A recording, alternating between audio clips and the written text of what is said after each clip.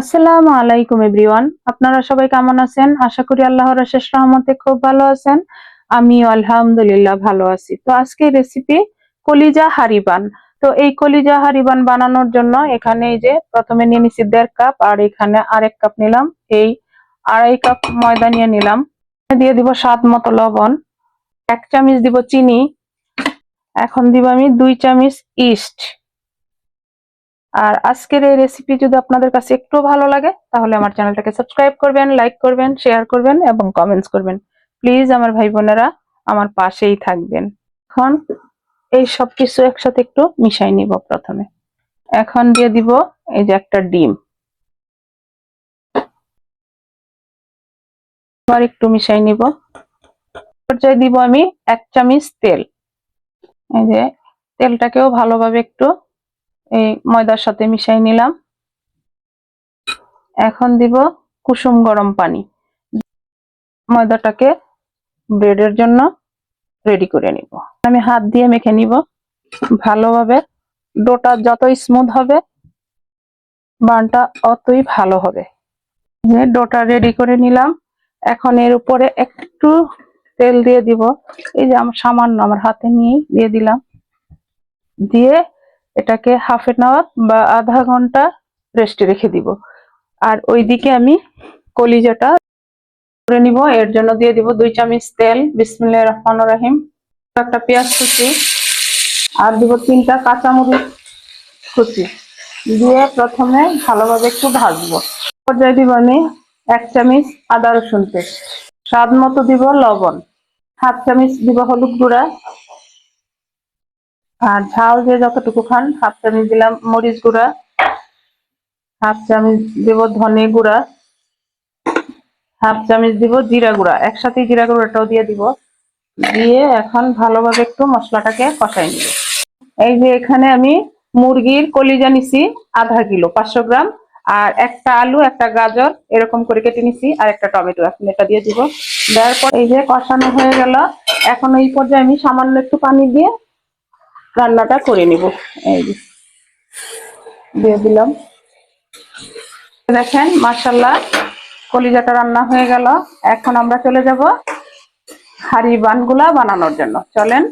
যে আধা ঘন্টা পর আসলাম, দেখেন মাশাআল্লাহ একেবারে ডোটা অ্যাক্টিভ হয়ে গেছে। এই যে আমি লিচি কেটে নিব।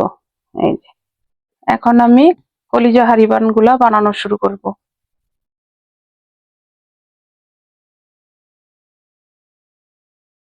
এই যে কলিজার পুরটা রেডি করে রাখছি সেটা এর মধ্যে দিয়ে দিব। এখন যে যতটুকু বড় বানাতে চান অতটুকু দিয়ে নেবেন।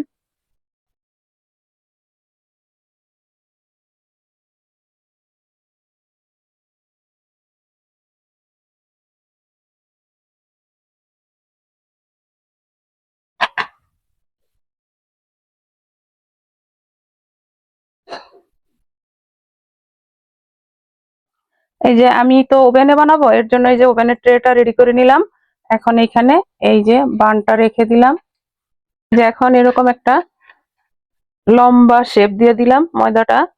এখন আমি সেই আমার যে বানটা রেডি করছি এর মধ্যে এই যে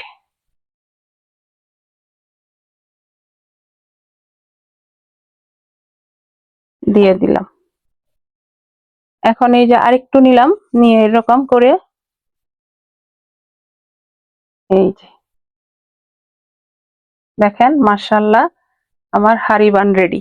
তো এইভাবে আমি সবগুলি বানাই, বানানোর পর আবার আমি আপনাদের সাথে শেয়ার করব। এই যে এখানে আমি 2 চামচ দুধ নিয়ে নিছি, আর এখন দিব 1 চামচ বাটার, দিয়ে এর মধ্যে দিব একটা ডিম। ভালোভাবে একটু মিশিয়ে নিব। এখন এই মিশ্রণটা দিয়ে আমি এই আমার কলিজা হাঁড়ি বানের উপর ব্রাশ করে দিব। আর আমি কিন্তু ছোট বড় মিলাই বানাইছি, কারণ ছোট বড় যদি না বানাই হাঁড়ি তো এক সমান থাকে না, তাই না? এই যে এটা আমার মেয়ের আবদারে বলতেছে, আম্মু সব গোল বানাবে কেন, আমার জন্য একটা লম্বা শেপের বানাও, মনে হবে যেন এটা কড়াই।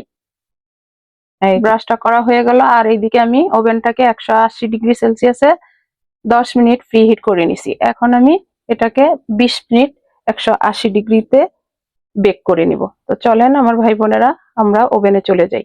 এই যে দেখেন 20 মিনিট বেক করে নিলাম। এখন আমি বের করে নিলাম ওভেন থেকে। হয়ে গেছে আমার কলিজা হাঁড়ি বান। এখন একটু আমি ঢেকে রাখবো 10 মিনিটের মতো। 10 মিনিট পর সার্ভ করে আপনাদের সাথে শেয়ার করব। এই যে দেখেন সার্ভ করে নিলাম। মাশাআল্লাহ আমার হাঁড়ি বান গুলা দেখেন, এটা সবচেয়ে ছোট, আর বড়গুলা তো দেখলেনই। এই যে এখন আমি এই হাঁড়ি বান আপনাদের সাথে একটা যদি ভেঙে শেয়ার না করি তাহলে তো হয় না। এটা সাইডে রাখলাম। এই যে এখন আমরা এটা চাইলে চাকু দিয়ে কাটতে পারি, চাইলে আবার হাত দিয়ে। আর একেবারে সফট, এই যে দেখেন তুলার মতো। এই যে দেখেন। তো আজকে এই হাঁড়ি বানটা কার কার ভালো লাগে অবশ্যই জানাবেন। আর বাসায় রেসিপিটা বানাবেন, খাবেন, খেয়ে আমাকে কমেন্টসে জানাবেন। তো যাই হোক, আজকে আমার ঘরোয়া উপকরণ দিয়ে বানানো হয়ে গেল কলিজা হাঁড়ি বান। তো আজকে আমি আপনাদের কাছ থেকে বিদায় নিব। আবার নতুন কোনো রেসিপি নিয়ে আসবো। আল্লাহ হাফিজ।